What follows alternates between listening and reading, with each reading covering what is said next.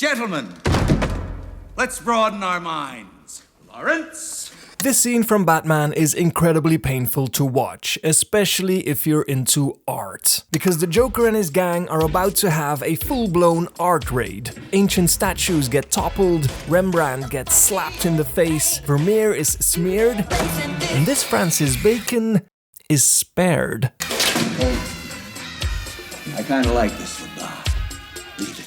It's Figure with Meat, and the figure in question is based on this portrait of Pope Innocent X by Diego Velázquez. Bacon takes this symbol of authority with his shiny satins and papal grandeur and turns him into a nightmare. The Pope is trapped in a scream and black streaks drip down his face. His hands grip the throne, and behind him, two halves of a carcass dangle in the darkness, an unsettling echo of Rembrandt's Slaughtered Ox, which brings us to The Dark Knight.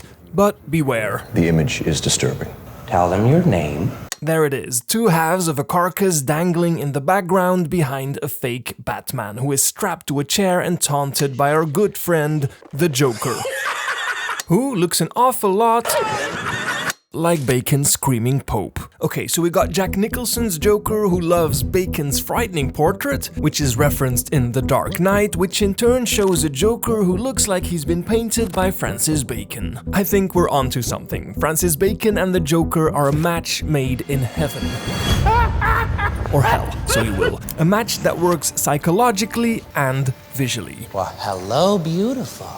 And to explore this beautiful marriage, we need to start here. This is Battleship Potemkin by Sergei Eisenstein, a film about a brutal attack on civilians in Odessa in 1905. What unfolds in this scene is brutal chaos. People get killed, kids get trampled, and a baby stroller begins its slow, horrifying descent. It's a gruesome event that triggers this famous facial expression. The screaming nurse, a woman in terror with her glasses broken and blood seeping from her eye. Bacon took that face and turned it into an equally haunting image. This, of course, is all about fear. Fear emerging from chaos and destruction. And the Joker... Hi. He feels pretty comfortable in that same territory, to say the least. He's defined by violence and chaos. I'm an agent of chaos.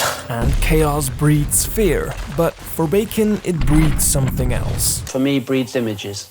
I work much better in chaos. I couldn't work if it was a beautifully tidy studio. That would be absolutely impossible for me. Francis Bacon, in his own way, thrived in disorder. His studio became legendary for its mess. Paint tubes, photographs, rags, dust, and debris layered into what looked less like a workspace and more like the aftermath of a controlled explosion. A bit like his paintings. Francis Bacon loves visual fragmentation and deformation, and for him, very often the center of this deformation is the human face, which brings us, of course, to the Joker's physical appearance.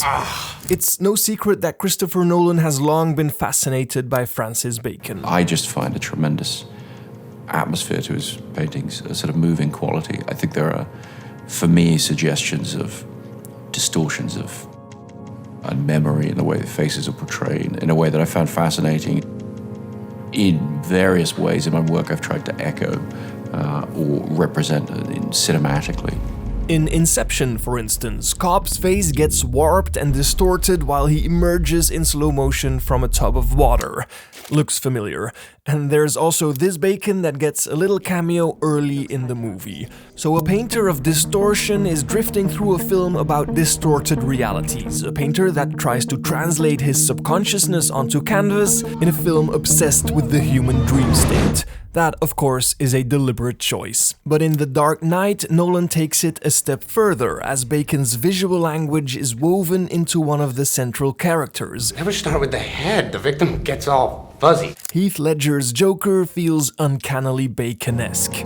Heath and John Caglioni's makeup artist and myself are trying to figure out a way to take the clown makeup but make it more threatening somehow, more real world, and texture it really. And I wound up taking a book of Bacon paintings and showing them a lot of the different distortions of the way that the paint would run together and the colors would mix. And We wound up applying that to the makeup and letting it have a sort of slightly worn through quality and sweaty. I think what Heath was able to do with his makeup, with the makeup artist, is kind of really uses his face as a canvas, you know, and really try and achieve some of that tortured quality and some of that threat in the actual makeup of the Joker.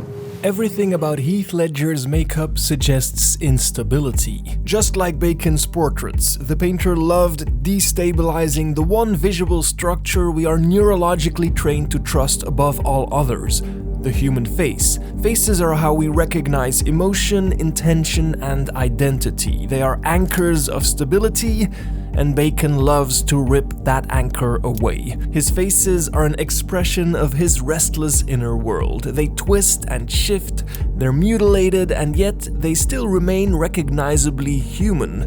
That tension is where the discomfort lives.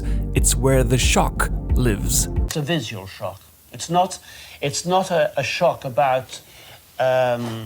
it's not a shock that you could get from a story. It's just a visual shock. And Ledger's Joker carries that same visual shock. Oh, you look nervous. Is it the scars? It's a Bacon portrait that comes to life. He is mutilated, his smile is broken, his facial expressions are constantly shifting, from amusement to menace, from detachment to delight. There's no real coherence, not physically nor psychologically. It's a visual shock, but it's also a pretty decent reflection of the restlessness inside him. I think both Bacon and the Joker expose the same uncomfortable truth, that the line between order and collapse is far thinner than we like to believe, both in the real world and within ourselves. See, madness, as you know, is like gravity. All it takes is a little push.